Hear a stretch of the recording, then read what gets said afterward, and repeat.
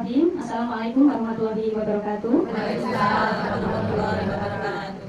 Ibu-ibu yang saya hormati, terima kasih sebelumnya, terutama kepada Ibu Ketua PKK RT Krajan dan seluruh anggota PKK Krajan RT 3 RW 2 Desa Madu, Ibu. Perkenalkan ibu-ibu semuanya, nama saya Foni Dunitasari. Saya dari Universitas PGRI Semarang.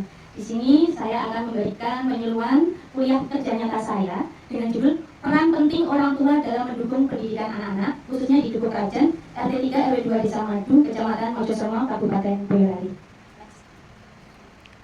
Peran orang tua dalam mendukung pendidikan anak-anak sangatlah penting. Orang tua dapat membantu perkembangan kognitif, sosial, dan emosional anak melalui berbagai cara, termasuk memberikan dukungan emosional, membantu belajar di rumah, membangun komunikasi yang baik dengan sekolah, dan menjadi teladan dalam perilaku dan nilai-nilai positif. Yang pertama, peran penting orang tua dalam mendukung pendidikan anak-anak. Yang pertama adalah memberikan dukungan emosi dan motivasi.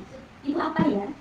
Di dalamnya adalah orang tua harus menjadi sumber dukungan emosional yang kuat bagi anak, memberikan rasa aman dan percaya diri di dalam belajar. Kemudian, motivasi yang positif dari orang tua dapat membantu anak untuk mengatasi tantangan dan mencapai potensi mereka. Menghargai usaha anak dan memberikan pujian atas pencapaian mereka itu sangat penting. Jadi peran kita sebagai orang tua tidak hanya secara material, tapi secara emosional dan motivasi sangat berpengaruh pada kehidupan pendidikan anak-anak kita. Yang kedua, peran kita sebagai orang tua apa? Membantu belajar di rumah.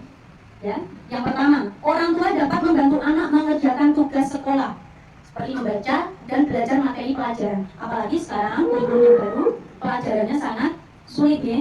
Jadi kita sebagai orang tua wajib membantu anak dalam mengerjakan tugas sekolah di rumah. Kemudian yang kedua, menciptakan lingkungan belajar yang kondusif di rumah, seperti menyediakan tempat belajar yang tenang dan teratur. Kalau tempatnya nyaman, kemudian tidak ramai, itu sangat mendukung kegiatan belajar anak di rumah.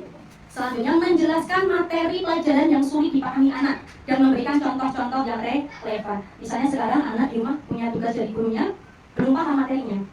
Kita wajib membantu dengan cara, sekarang kan teknologi ya, jika di buku materi tidak ada, kita bisa mencari lewat media sosial seperti Google.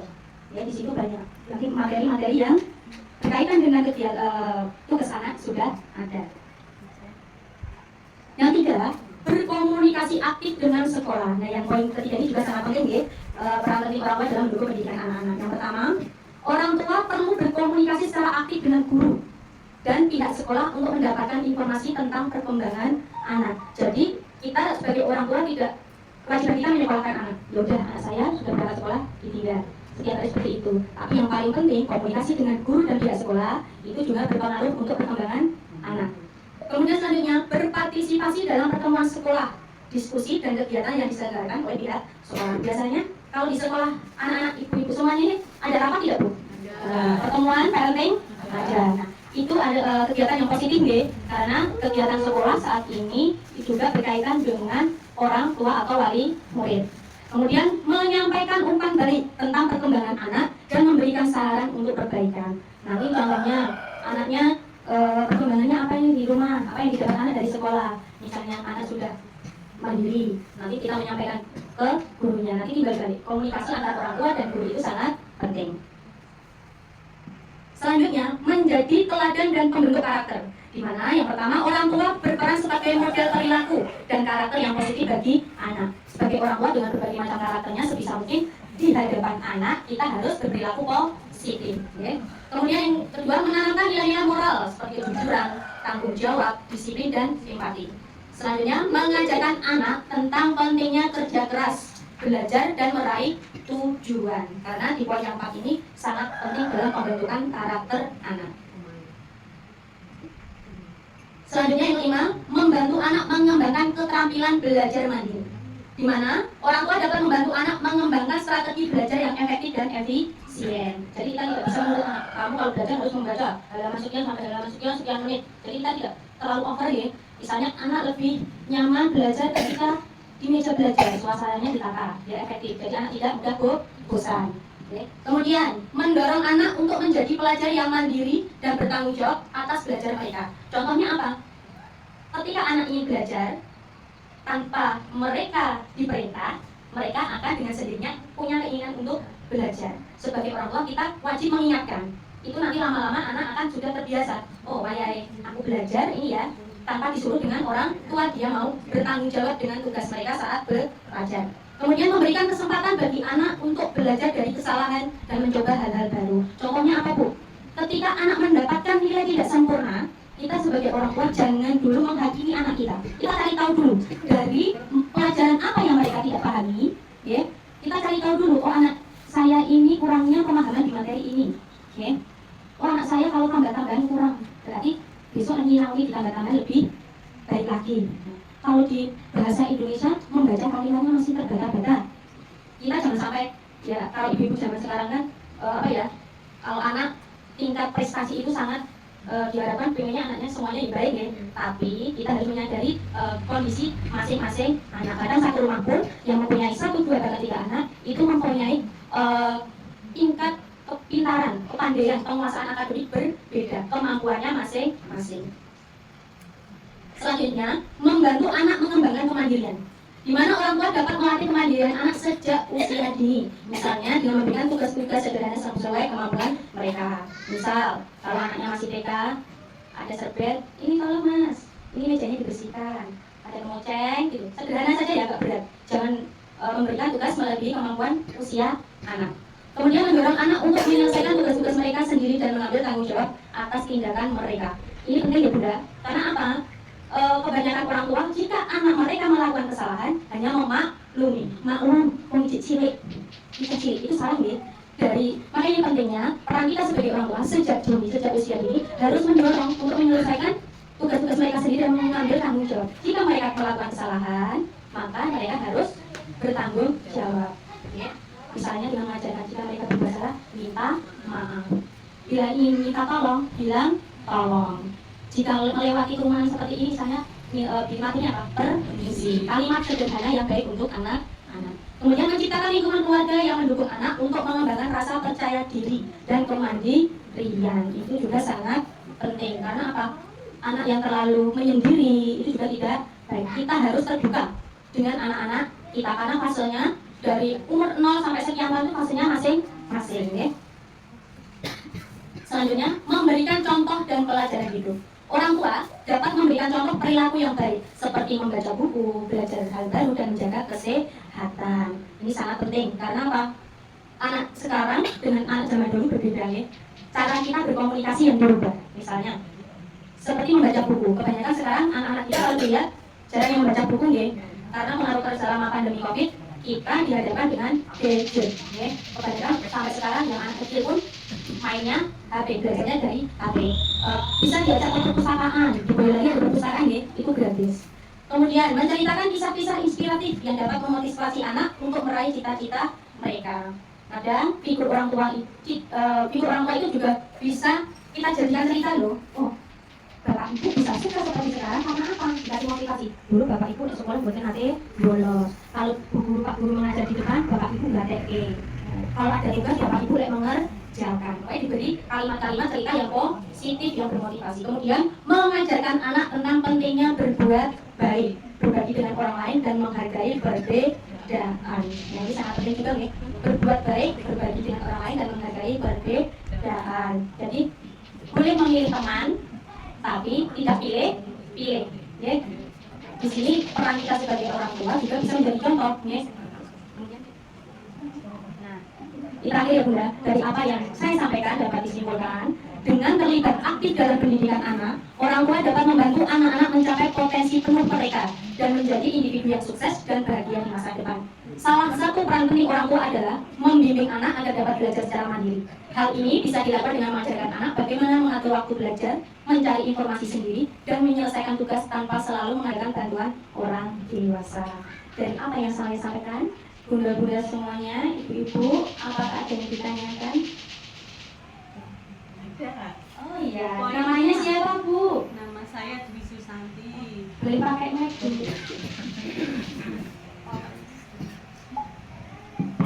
Nama saya Ibu Dwi Susanti. Oke. Saya mau tanya yang poin 5. Poin 5 gimana? Lagi? Oke, siap. membantu anak mengembangkan keterampilan belajar mandiri. Orang tua dapat membantu anak mengembangkan strategi belajar yang efektif dan efisien. Nah, itu yang bagaimana, efektif yang bagaimana, efisien yang bagaimana. Baik, bagus sekali pertanyaannya. Tepuk tangan buat Bu Dwi. Mohon maaf sekali, Bu Dwi punya putranya berapa? 3. Ada yang masih TK? Ada. Nah, sekarang kalau putranya Bu Dwi itu paling semangat belajar dengan suasana apa? Dengan suasana yang tenang. Nah, strateginya kita harus memahami karakter anak dulu. Oke. Karakter anak saya ini identiknya bersifat apa? Ada anak yang pendiam, yang aktif, bila kalau anak Bu Dwi termasuk yang pendiam atau aktif? Yang aktif. Soalnya kalau dimarahin malah Malah. Oh, begini Bu.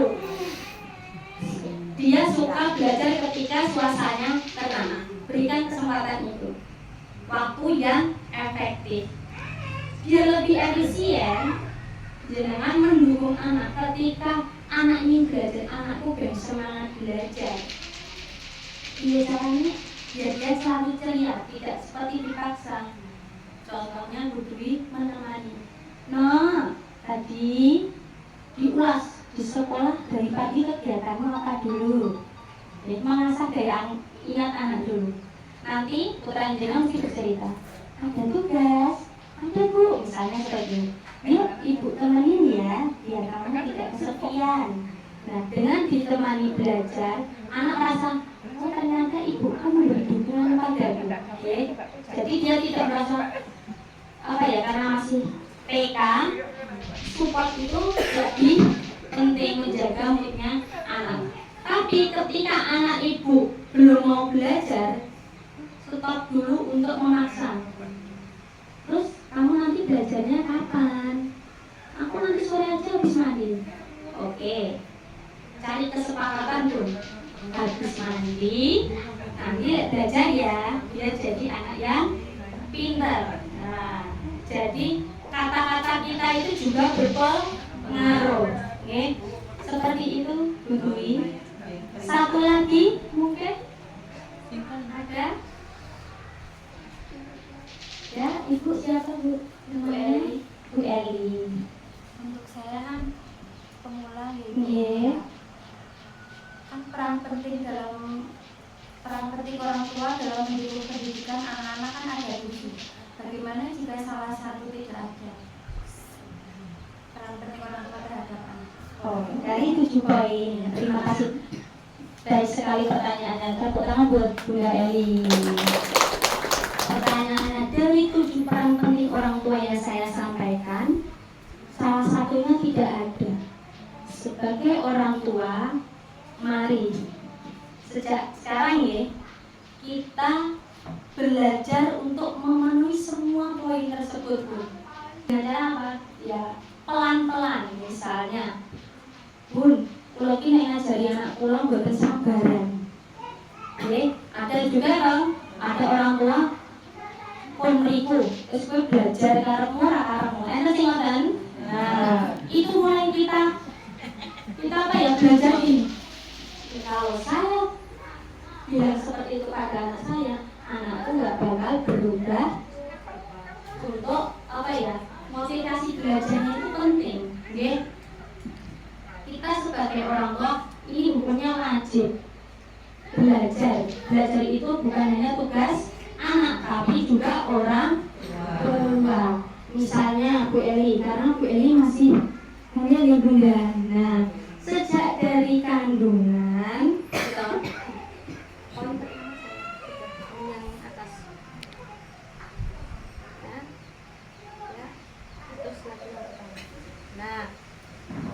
hubungan emosional sejak dari kandungan, ibu rajin berkomunikasi dengan bayi ya.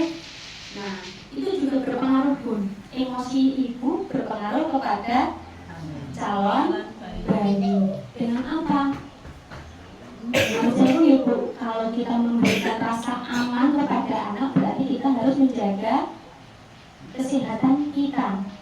jangan berani selama hamil. Kemudian motivasi yang positif. Berarti berarti harus selama hamil sampai nanti anak melahirkan, perilaku positif harus selalu dijalani, seperti menjaga kesehatan tadi ya. Nah, kalau kita sejak hamil saja, anak ini meskipun di dalam kandungan dia juga mendengar loh Bun ya, kalimat apa yang kita ucapkan kepada orang lain dari itu di dalam kandungan bisa mendengarkan. Jadi kalimat positif bisa diserap. Kalau kalimat negatif, ini kan kebanyakan orang tuanya cerewet, pasti anaknya cerewet. Anak ibunya pendiam, anaknya pasti pendiam. Ibu suka dolan, anaknya mesti seneng dolan. Nek ibu di rumah, pasti anaknya juga seneng dolan. Itu terjadi Bu, ya. Nah, perilaku positif kita mari pelan-pelan kita rubah ke arah yang lebih baik. Tidak harus saiki kudu wajib dino iki enggak. Harus pelan-pelan. Itu Bunda. Baik, dari apa yang saya sampaikan hari ini, semoga kita sebagai orang tua mulai saat ini peran penting orang tua dalam mendukung pendidikan anak bisa kita tingkatkan. Apalagi era sekarang pelajaran di sekolah dari tingkat TK sampai SMA itu kurikulumnya sudah berbeda dengan kurikulum dari Bapak Menteri yang baru, yaitu pembelajaran berbasis deep learning. Deep learning itu apa? Itu nanti dari kurikulum Merdeka sudah dirubah gitu. Kalau sekarang itu pembiasaan 7 kebiasaan anak hebat gitu. Itu nanti sudah diperoleh anak-anak semenjak TK sampai SMA. Kebiasaan itu juga melibatkan orang tua. Mari bunda-bunda semuanya sebagai orang tua kita berperan aktif dalam dunia pendidikan anak untuk menjamin masa depan anak kita. Ibu-ibu semuanya, terima kasih atas waktu yang diberikan kepada saya. Semoga